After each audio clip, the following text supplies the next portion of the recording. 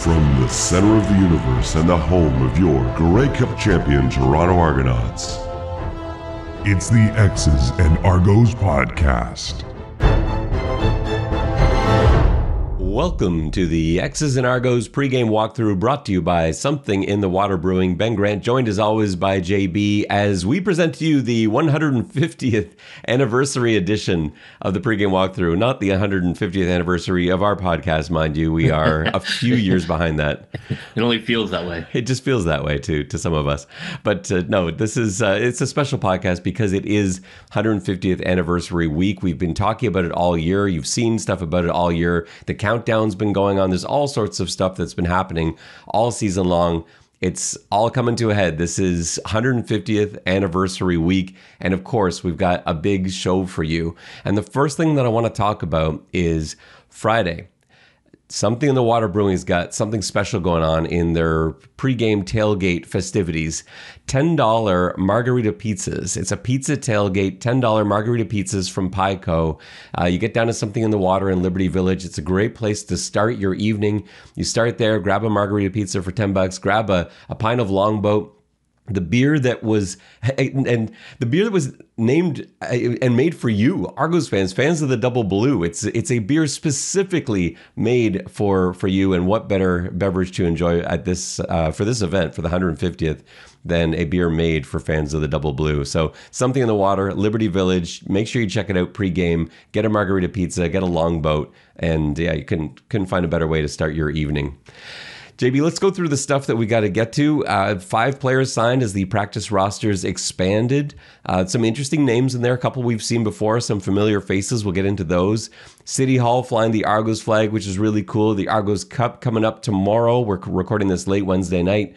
And then, of course, the 150th celebration and why you need to be at the game. And we'll also get into our usual stuff, injuries, the game preview, OCDC, one thing, put me down for 20 predictions, CFL picks, all that and more coming up on this episode of the X's and Argos podcast. All right, let's get down to these new signings, JB. So expanded rosters, this is a great time for the Argos, and they've made use of this in the past. We remember some late signings last season that contributed. Jared Brinkman, for one, a guy that was signed late in the year and was out there contributing in the Grey Cup game. So these aren't throwaway signings by any means. And JB, you're always a fan of churning over the bottom of the roster. So I guess like getting 5 more spots for you is ideal because you can just do even more of that. Yeah, and I would really think they're looking at next year and trying to catch. They've been very lucky with the occasional lightning in a bottle. Obviously, like Stiggers has been fantastic, and it's such a unpredictable dynamic when you have a good athlete and where they land, and did the coaches know how to use them? Did the coach not like them personally? There's so many factors that can go into why a player has not been good for somebody. Now, sometimes it just is what it is, and they're not there. But I agree with this idea of just keep bringing people in, and then see if you strike on something where the previous coaching just didn't understand what they had. Let's go into some of the specifics of the guys. So there's three guys that we have some understanding of, 2 in particular. So Richie Sandani first is the name that, if you're listening to this podcast, you probably know. Recently Hamilton Tiger Cat, prior to that Calgary Stampeder. So yeah, he won a Grey Cup with Calgary in 2018. He's a good, solid Canadian player. I love him for depth. I don't know if he's a good player. He's bright. He's a big body. He certainly had an impact in Calgary. Didn't quite get used the same way in Hamilton, and I think maybe one of the reasons that he's no longer with Hamilton.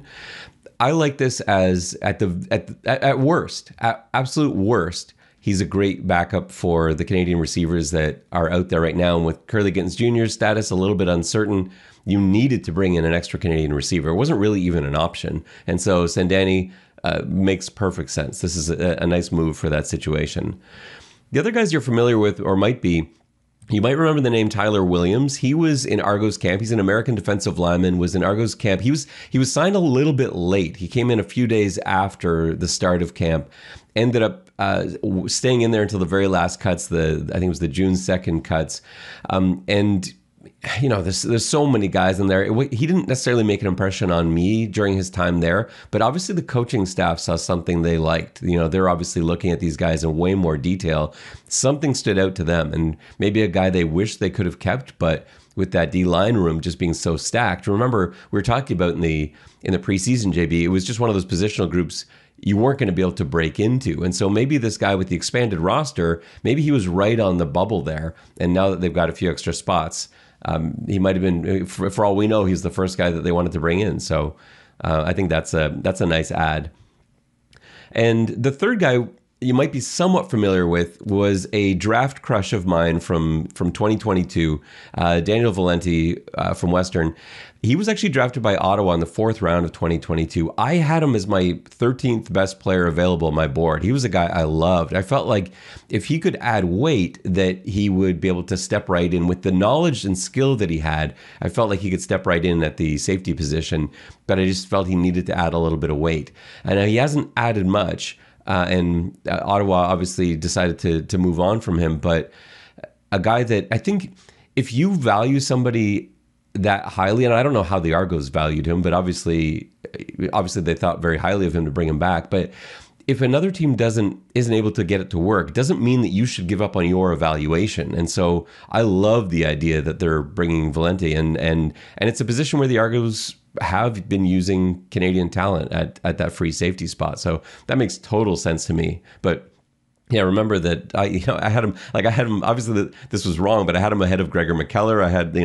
I thought very highly of him. Deontay Knight was 2 in that draft on my board, and Dan Adeboboye was 3 on that draft. But yeah, down at 13 was Valenti. So yeah, I love bringing him in.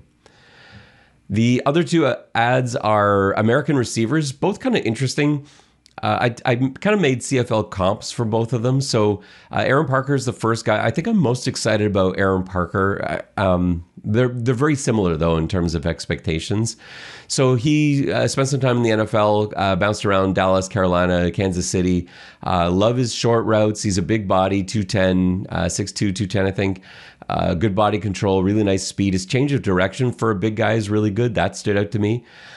In terms of what he's here for, I think both of these 2 guys I'm going to talk about, if there is some sort of setback with Cam Phillips in his recovery, something like that, you're going to have to lean on another American sort of big-bodied inside receiver. I think you're maybe looking at these 2 guys as potential replacements. I see Aaron Parker as being like sort of a slightly less explosive Shaq Evans. That's sort of my comp, I guess. But he 100% could be a CFL starter down the road. When you look at him, he stands out as a guy that could absolutely experience success in the CFL. It often doesn't work out that way, but from what I see on tape, it looks good. And the other guy is Justin Marshall. Spent some time with Atlanta, mostly with Seattle. He was at UB last season, had a great year at UB. Just a guy that's actually got better measurables than Parker, but he's a little less refined. Like his film doesn't look quite as crisp to me as Aaron Parker's does, but love the numbers that he put down, in terms of pro day stuff. That stuff looks great. So I'm always willing to take a spin on a guy like that. For comps, I'm kind of thinking like Rashid Bailey, something of that nature as a equivalent sort of player. So all in all, 5 guys that I'm excited to see. And JB, like you said, these aren't necessarily guys that we'll see this season. Maybe, hopefully the Argos don't need to. We know they've got a really strong roster anyway. If everyone returns to health, maybe they don't need any of these guys. But certainly for next year, why not take a look at 5 very talented players? All right, JB, let's get into our next segment. City Hall flying the Argos flag. This is like symbolic stuff like this. Like, what does this mean? Argos, flying the flag at City Hall. Like, there's no meaning to it that way, but there is, because there's historical significance. It means something to the city, or it should. I love to see City Hall stepping up. Olivia Chow is going to be out there for a ceremony tomorrow. I think this kind of stuff is fantastic. Yeah, I mean, you go back far enough, I mean, nothing really means anything. But I do agree. It's nice for the city to recognize they have a team from time to time. I And wish it were more often, but yeah, it's okay. I mean, look, it is what it is. There's you can't really get angry at being swamped by the Jays or the Leafs. It's just there's just different dynamics, different size, and so forth. But yeah, I think it's great. Hopefully, it gets a little press. Hopefully, it stirs up some interest. I'm not sure, like, necessarily that people know about the 150. I think Argo fans do, but there might be lots of casual who don't. So hopefully that stirs up some interest in it. It's a little tougher now with the games not necessarily meaning a ton. So I hope it raises the awareness level for people watching, whatever, CP24 and see what's going to come. Because Friday night is going to be amazing. I mean, the collection of people who are coming is top shelf, and hopefully the crowd will be worthy of that. And if you want to check out the flag raising ceremony, it is an official ceremony. There's going to be a number of Argos, former Argos in attendance. And so it's at 9 a.m. It's Wednesday morning, which you might be hearing this after that because we were recording late Tuesday night. But if not, and you're able to get out there at 9 a.m. At City Hall. And Belly's going to be there, Adrian Belly, Andrew Harris, Damon Allen, Deshaun Amos. Enoch Mwamba will be there. Like it's the bunch of Argos and former Argos going to be there at the flag raising, and of course Pinball will be there with Mayor Olivia Chow. So I think that's really cool. So 9 a.m. City Hall. If you can get out there for it, see if you can make it, because again, it's a spectacular anniversary, 150 years, and we're going to talk about that in a little bit. But that is a long period of time. So that's cool to see. The other thing going on tomorrow, after that flag raising ceremony, they'll be getting set for the Argo Cup flag football tournament. So there's 20 different schools across the GTA. They're going to be competing in this flag football tournament. Just yet another reminder of how far the Argos have come in promoting the game to the younger generation. I've talked about it on this podcast before with two young kids. Like, I see it directly. Obviously, my own kids are going to know more about the Argos than most people because of what I do, but their friends, their classmates, it impacts them. Like that generation is way more aware of what the Argos are and what they're doing than I've seen in a long time. And so I think it's a good move. And the camps that they've run, and again, my kids have participated in some of those things. They're doing an awesome job with that. So the Argo Cup, great numbers, 20 schools is awesome across the GTA. So I'm excited about that one too. Yeah, that's the one area you and I have, especially during the COVID years where we discussed various things about the Argos, is reaching out and making those connections with flag football organizations, hopefully high school football organizations, regional summer ball organizations. All of that stuff I think is so crucial. They still haven't kind of taken the step that we talked about, like maybe making tickets under 15 free. But I do think they definitely have a higher connection with at least some kids. And, that's, when you go to the games, I think you do see more kids, but I'd like that to even, to increase. Yeah, no, and it doesn't stop, right? Like that's something that has to continue. And I think all of the CFL teams are doing their best at that, and it's not something where you can just say, well, that's it, all the kids are aware now. Like it doesn't end like that, so they have to keep pushing it. And yeah, even if you had like one game where everybody under 15 could go and see if that hooks them. Yeah, anyways, that's interesting. I don't want to get sidetracked. Off-season topic, but yeah, no, I do love what they're doing. The 150th anniversary, JP, 150 years is a very long period of time. Just to put it in perspective, this is 7 years after Confederation. Like we're talking about when the Argos are founded, 1873, 7 years after Confederation, 8 years after the Civil War ended. It was still 35 years before the Model T Ford was invented. Like that's the time period we're talking about. It is, I can't even really fathom that. Like we were talking about this before recording. Like this is when like the Wild West was going on in the States. This is a decade before the shootout at the OK Corral. Like stuff that I think of as being like just a whole different lifetime is the period of time that we're talking about, 1873.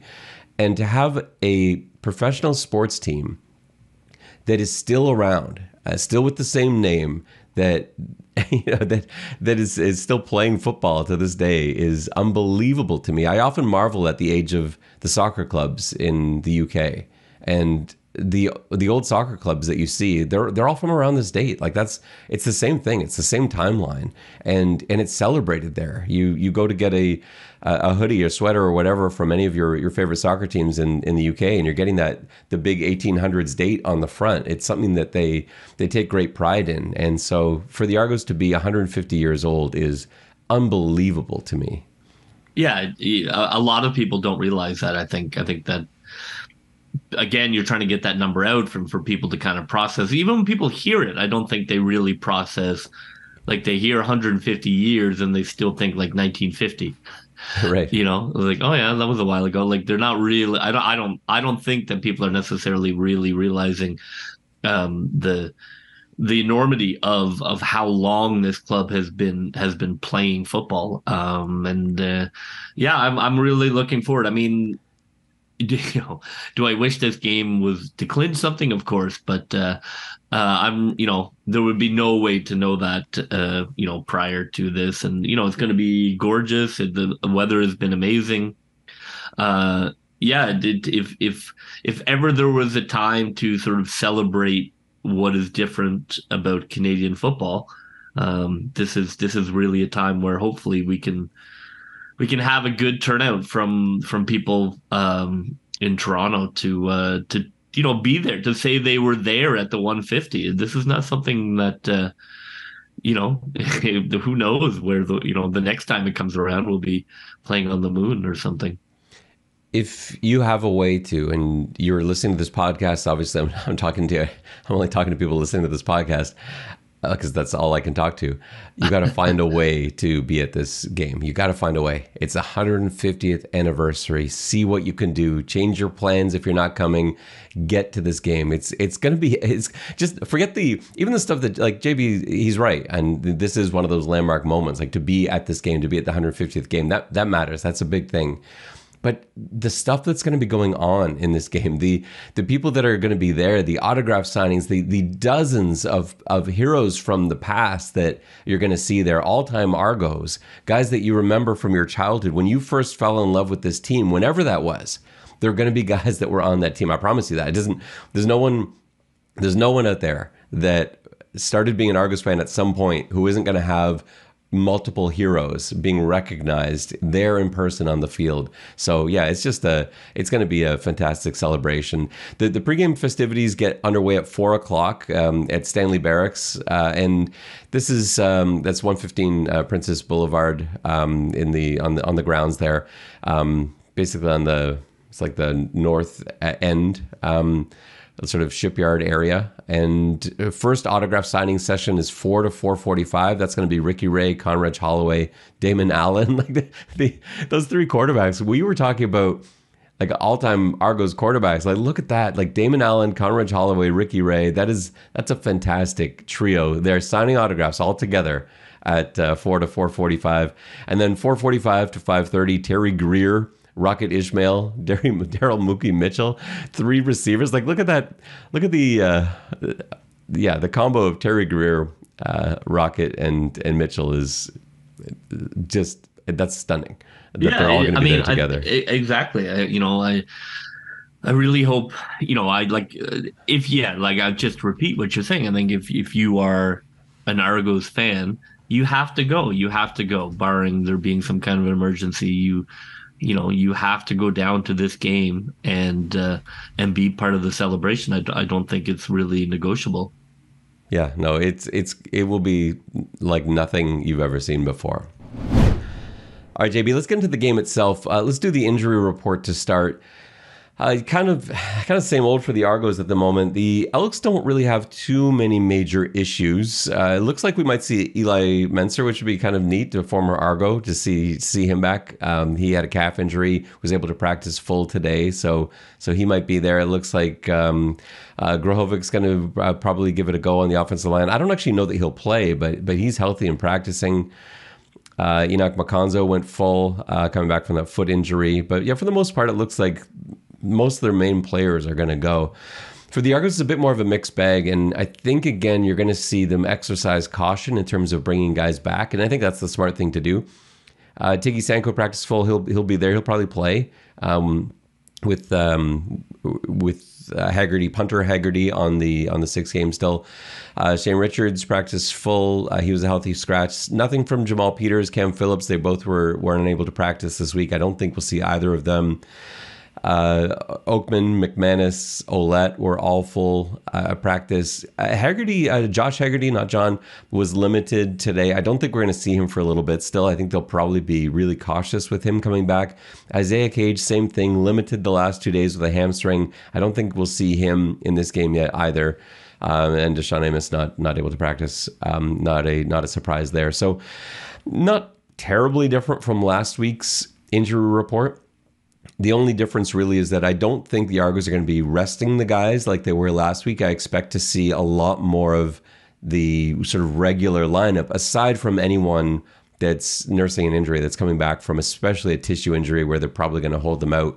But I think anyone even remotely banged up probably gets held out of this one. But I do think we'll see the return of McManus and Oakman and Ouellette and Chad Kelly and all that into the starting lineup.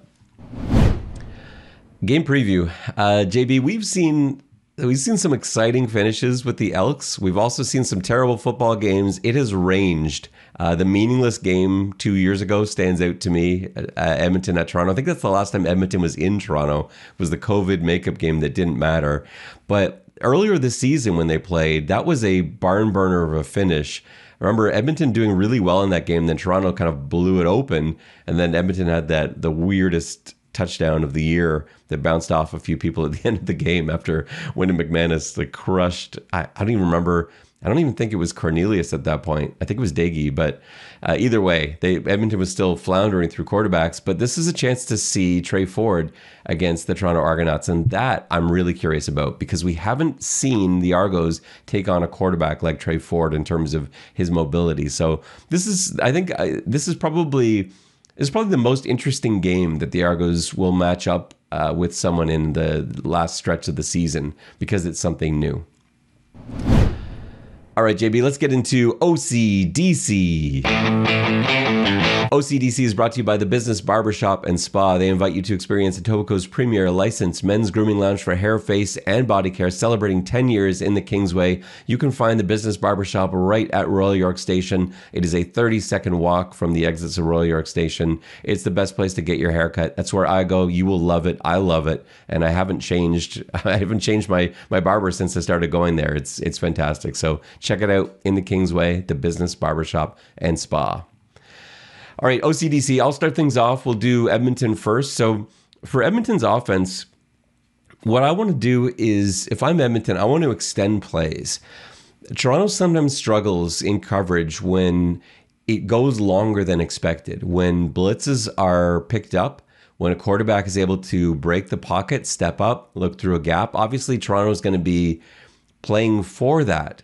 But I'm not sure they'll be playing for that to the same degree that they'd be playing for that if Edmonton was a division rival they needed to beat. Because again, I'm not sure how much new stuff Toronto wants to throw out there. Remember, it is still possible Edmonton ends up in the playoffs. I know it's unlikely. It's possible that their paths will cross again. Unlikely, but it could happen.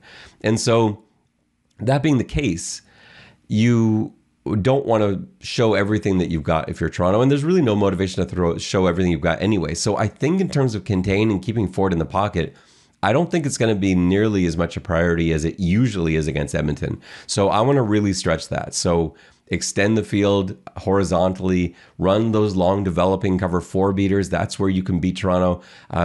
Try and get them to bust. A lot of new pieces in the secondary. That's what you're looking for. And we've seen Trey Ford excel at the home run ball from time to time. When he's being bottled up on the ground, he loves to go deep. And I think the opportunities will be there if he can escape the pocket and really threaten as a runner, bring guys up, and then dish it over top. So that's what I want to see from the Edmonton offense. What is your plan for the Edmonton defense, JB? It's hard to say in terms of not knowing who Toronto is going to roll out. I assume we're going to go with Chad Kelly at QB. I think so. What I gather is that you're going to see most of the Toronto starters, except the guys that are actually injured. Yeah. I think, if you're Edmonton, obviously coach knows the Argos pretty well. I don't think what has changed about stopping Toronto, it hasn't changed, but what you look to do to try and stop Toronto, which is you want to frustrate Chad as much as you can. You give him the checkdowns, you give him the underneath, you take away the middle, you take away the deep pass, you try and eliminate the dagger throw. So from you're going to play that deep cover 2 shell or cover 3. You want to fill the middle of the field, even playing like 2-man, because he does get frustrated and he will turn the ball over. He will throw it to you. So I think you're looking to do that. And then from a run perspective, you have got to run blitz on first down. You really have to try and keep a lead. I think what happens to teams is it's a relationship. The Argos go up, and once they go up, then it's pretty hard to keep the running game in check because you just get worn down by the fourth quarter. But you have to. I mean, you have to commit to stopping the run. If you can't stop the run, you cannot beat the Toronto Argonauts. So 4 quarters of commitment to stopping the run is what's required. And to this point, there just has not been a team that has been successful at being able to do that for 4 quarters. So I think you're looking to do that. You're daring Chad to take the underneath throws and the checkdowns, which I think is just, at this point in his career, something he's not interested in. He's got his eyes downfield. He's looking for scores, and and that's worked out really well for the Argos. But at some point, I think defensively, you're hoping you can turn those interceptions into points. Switching over to the good guys, Toronto, I want them to focus on the run. That should be the priority to me. We know that Toronto can win passing the ball. We know they can close games out with the run. We've seen them do that very well. It's a very good running team, but I really want the priority to be there because we're going to start getting into some bad weather games. And I'm not sure how many more occasions the starting offensive group, the starting offensive line in particular, and the backs they've got out there, I don't know how many more times they're all going to run out there together. And so we know how weather can turn in the playoffs. There are games sometimes where you just can't throw. It's just not possible because of that sort of mid-fall weather that sweeps in. It depends where you're playing too, but at BMO and if things go well, the Grey Cup at Tim Hortons Field, we know how windy both places can get, especially Tim Hortons Field. You don't know what you're going to face. And so I would love to see a game where it is heavy run focused. And I think Edmonton's a great team to test that out against. And so start to finish, pound the football out of run sets, out of pass sets. I also want to work on the screen game. They don't really complement themselves well together, so I'm just going to focus on the run. But that's another thing they can mix in there too. And I want them to cycle through the backs a little bit more instead of going heavy with one guy, and this guy's going to be the back for the next 3 series. I really would like to see more rotation, especially if a guy bursts a run for 10, 12 yards, send in the next guy. Just keep cycling through those guys. I want to see more carries out of Adebaboye. I want to see Olette in there. I want to see Leak get some more carries too. I want to see more of McMahon in that sort of complementary role, but I want to keep rotating those guys as the Argos run. And I think it's going to start to turn downhill in a positive way for the Argos. I think they're going to get running and stay running. So that'd be my game plan for Toronto. What is your defensive game plan for the Argonauts?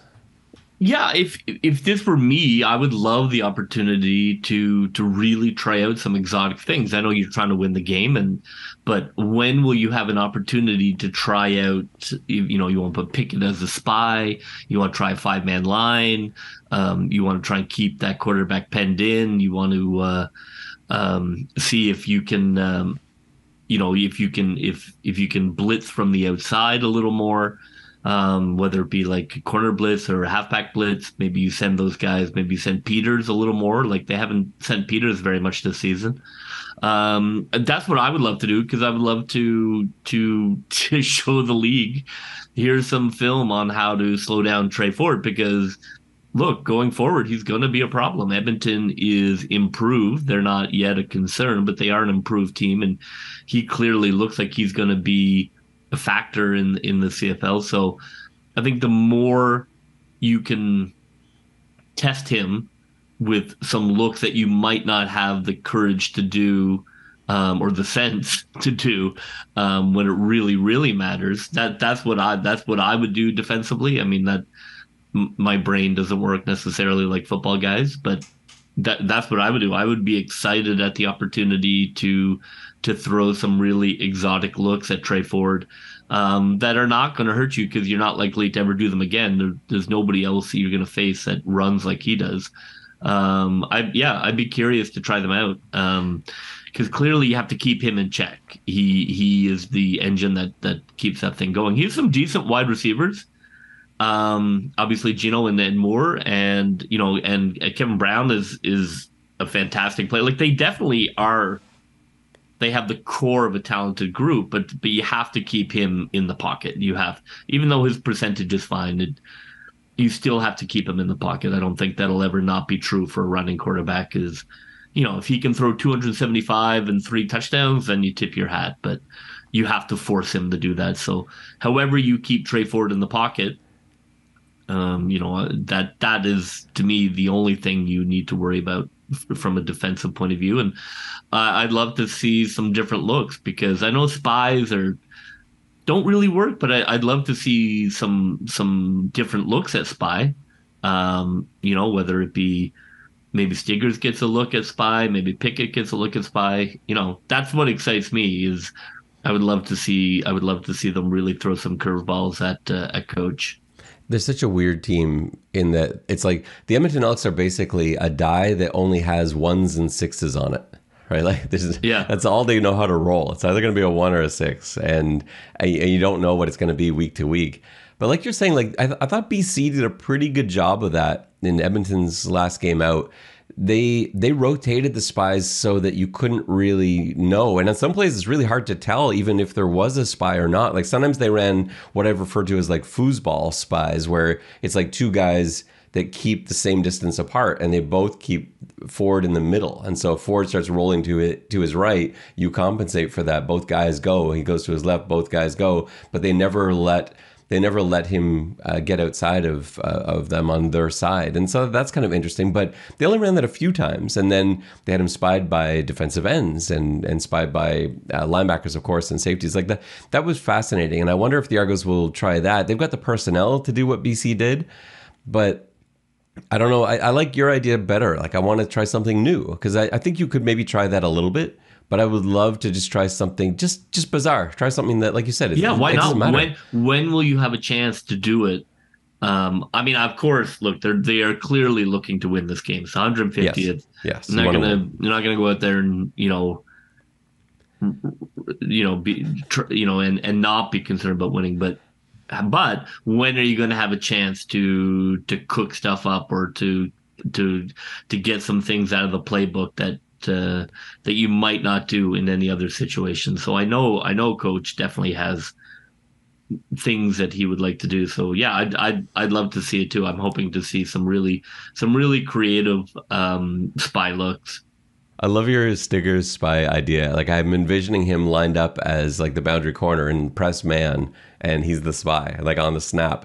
he like takes off into the middle of the field and is now Well, mirroring. look, according to TSN, he is a better quarterback than Chad. So this is kind of the battle of the next generation quarterback. So let's get this done, defense. I don't think that is all TSN that said that. I think that is a single voice. No, there were a number of voices. A couple of voices. You're right, and I think it was more just thrown out there as, could this be a reality team building? I don't know, but yeah, that's a bit much.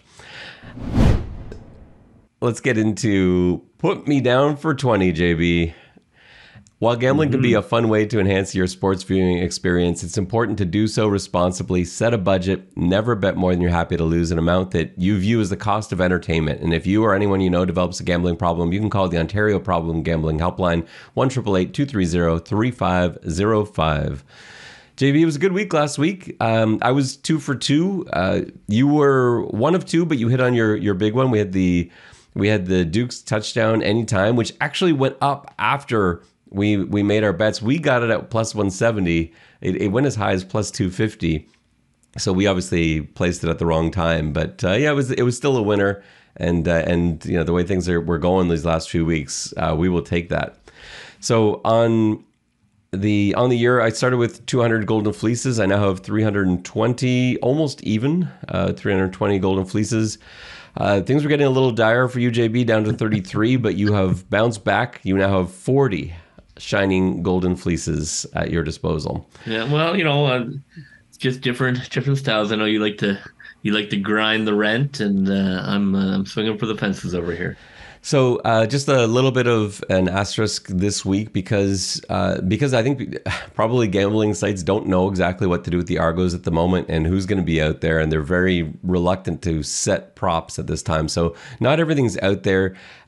Did you end up finding an Argos bet, or are you going to hold off and we'll tweet that out? I did not find one I liked from, and in fact, when I looked, the game wasn't even posted. I know it's not. I don't even have a line on it right now, so I'm still gonna make one anyway because I've got all these fleeces to throw around. But JB's we'll have to tweet that one out at some point before kickoff, but after lines go up. So I'll go first. For my Argos bet, I'm taking the over, whatever it is. It hasn't been set yet. When it gets set, I want the over. I think this is going to be a high-scoring, exciting football game, and whatever it's set at is going to fall short. So, pardon me, that's 10 golden fleeces on the over. And I will also put 10 golden fleeces on a parlay, BC -1 over Winnipeg, which is going to be a great game, and Ottawa plus 3.5, and that parlay pays plus 260. JB, what is your one non-Argos bet then? Well, it was very little sort of interesting, so I'm just gonna for now go with the Saskatchewan defeating Hamilton by 1 to 13 points at plus 120. That's gonna be an interesting game too. I don't know what to make of either of those teams. It's what's so funny about this year, and I think this is reflected in our picks, our next segment, but I feel like I had way more sense of what was going to happen earlier in the season than I do now, which is funny because you'd think it'd be the opposite. You'd think the more data you collect, you're like, okay, now I know who all these teams are. I have no idea who most of the league is right now. I know who 3 teams are, and I'm not even sure about 2 and 3, but 4 to 9, like, man, I have no sense of that at all. I feel like if we had like some sort of like statistic department, I would love to know how many times we've each been wrong with which team. I can go back and that's a good idea. It's not a job I look forward to doing. I know it's possible. I want to do that. We will do that because I want to find out those numbers because I feel like Ottawa. I may not have gotten Ottawa pick right yet this year. I don't know. Yeah, I'd be curious. I mean, I'd like to see that. So good. That's all right. I will do that. I'm assigning homework for myself here. Let's get into our CFL picks. Edmonton at Toronto. It's so hard to know exactly how this game is going to go down. I think the way I see it, Toronto's going to win the game. I see this being a pretty easy win for Toronto on the scoreboard. I don't know if it's going to feel that way all the way through, especially I think in the second, third quarter where the Argos do tend to go quiet for a little bit. I think they ultimately pull this out, and this is going to be an Argos win in front of that 150th anniversary crowd. Yeah, I like the Argos to win this too. I think that they're going to be dialed in. It's going to be important for them for this 150 with all the all-time guys there. I mean, that's definitely going to have an influence on the players. I like Toronto to get this done. Winnipeg at BC. I'm going to take BC in this one. I felt until the last couple of weeks, all season long, that Winnipeg was a better football team than BC. I felt like they were all year. The last couple of weeks, I'm not so sure about Winnipeg anymore. Now, every time I've been not so sure about Winnipeg, they've come and blown the doors off somebody. So that may happen. I like what I've seen in BC if they can focus. If Vernon Adams has one of his games, BC's going to win. But if he has one of his games, they're going to lose. It depends on him. When he's on, is one of the most talented quarterbacks, and when he's off, it's just a bit of a nightmare. So I think it's going to be which Vernon Adams it is, and if that team can sort of keep their foot on the gas, even if they get up big, you see those leads fade away. They almost blew a lead against Saskatchewan. There was a huge lead against Saskatchewan last week, and they came flying back. Wasn't enough time ultimately, but against Winnipeg, you can't afford to do that. So I think if you get a good BC game, I think they win, and I think we'll see that in BC Place. Yeah, no, I think that's fair. I mean, obviously, BC has done very well. This season against other Western teams, they've been really good at home. However, with weird slip ups, like just the random slip up to Hamilton at home. Yeah, right. Exactly. I know. I mean, and they've definitely had some close ones, but yeah, I have to. I mean, I part of me wants to go BC just because they are so good at home, but I'm going to go Winnipeg. I think Winnipeg is putting it in a gear because they are heading into the playoffs, and I think that they have gears that that very few have, other than maybe our Toronto Argonauts. So I do think Winnipeg gets it done on the road. I think they are now ramping up for the playoffs. You can look at maybe last year, maybe they didn't quite ramp up as much as they wanted to, and I think that'll be a distinct change this year. I think they're going to go on a bit of a rampage to finish the season here. And they've got a bye week coming. Actually, everybody does. Every single team has a bye week coming up except the Argos, which is still amazing to me. But so it's weird to see. Like, I'm curious to see how these teams do treat that down the stretch. But yeah, at some point they're going to have to probably say, okay, let's turn things on again and fire up the engines. And they've got to get better at winning on the road. Well, they just have to get more consistent. You look at the games that Winnipeg has lost. Like, they have no business losing the games they've lost. They lost to Saskatchewan, they lost to Ottawa, lost to Hamilton. Like, these are not games that Winnipeg traditionally loses. And but yet they've had some amazing games as well. So they've had maybe the best performance of the entire year the week after they lost to Saskatchewan, and then they blew them out in the Banjo Bowl. Like, I don't know if a team has played that well all season on offense and defense. So yeah, we'll see how that game goes. I'm excited about that one. Hamilton at Saskatchewan. I have no idea. I have no clue who's going to win this game. I don't know what to make of either of those teams. Sometimes Hamilton looks great. Sometimes they look terrible. Saskatchewan, same thing. They're both in pretty much the same position. I know Saskatchewan it's hard to play at home. I think I'm going to take Hamilton. I feel like Saskatchewan's been on a slide, and it's hard to get out of those sometimes. So I'm going to take Hamilton. I think there's going to be some pressure on Saskatchewan to win at home. I like Saskatchewan. That was my bet. I think Saskatchewan gets it done. Hamilton's on and off. I'd be curious to see how many times I've been wrong about Saskatchewan this year. Feels like a lot. Rough Riders at home. Please, surely they get this done. Ottawa at Montreal. I have no idea. Again, is this this is like the Hamilton Toronto of like. I feel like Ottawa has played Montreal 9 times this season, and I haven't got any of them right. So it just feels like it's this, like The Shining, and it's just always been there.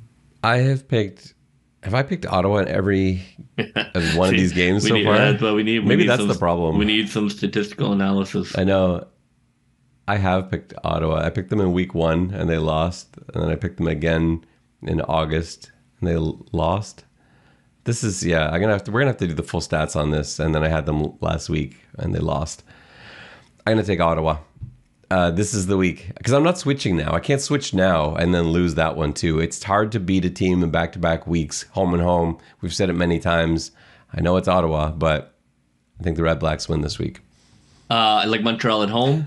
I think that they are also rounding in the shape. I think they are concerning. They looked good last week. I think they're just really well coached, and that's always a concern when you get into the playoffs. When not just talented, but in fact know what they're doing and are really efficient at it. I like Montreal at home. And then, we still have to come up with some sort of award for winning the picks contest as we wind this down, but I'm going to take Montreal there. Yeah, we'll come up with something. We're tied right now in overall standings where we were 4-0 last week. I was 3-1. We are both now 43-24 on the season. Speaking of everything being backwards, we skipped over predictions and one thing, so we'll got to come up with these here. So one thing for this game for me, I want 150 rushing yards. That's a big ask. That's a lot of rushing yards in the CFL, but I want that to be the focus. I don't think they need to go to the air here. I want them to work on that ground game for later in the year. 150 rushing yards, that's my one thing. Where are you going, JB? I would like to see them keep Trey Ford under. I'm going to make it tough. I'm going to say under 40 yards rushing. I think it's doable. I think that's perfectly doable. I think under 40 yards. That's the goal for me. Not too extravagant, but I think that you keep him under 40, and that probably is a pretty good sign that you're getting it done. And prediction. For me, I'm going to go Toronto 31, Edmonton 20. As I said, I think this gets tight around half and maybe even into the third, and then Toronto pours it on. They end up winning by 11. So Toronto 31, Edmonton 20. How does this one end for you, JB? Yeah, I have a similar aspect. I think that Kelly will be champing at the bit to get back into it. And I like Toronto. I know that they probably. I bet you there's some guys that wish they could have sort of shown their best against Winnipeg, and I think Edmonton is going to be the recipient of that. I like Toronto 28-14. Yeah. Okay. Yeah, I could see that happening too. And just the chance to play. I think for me, the chance for these Argos to play in front of the guys that are going to be there, the legends that are going to be there at BMO Field. Yeah, exactly. I can't believe that's not going to give it.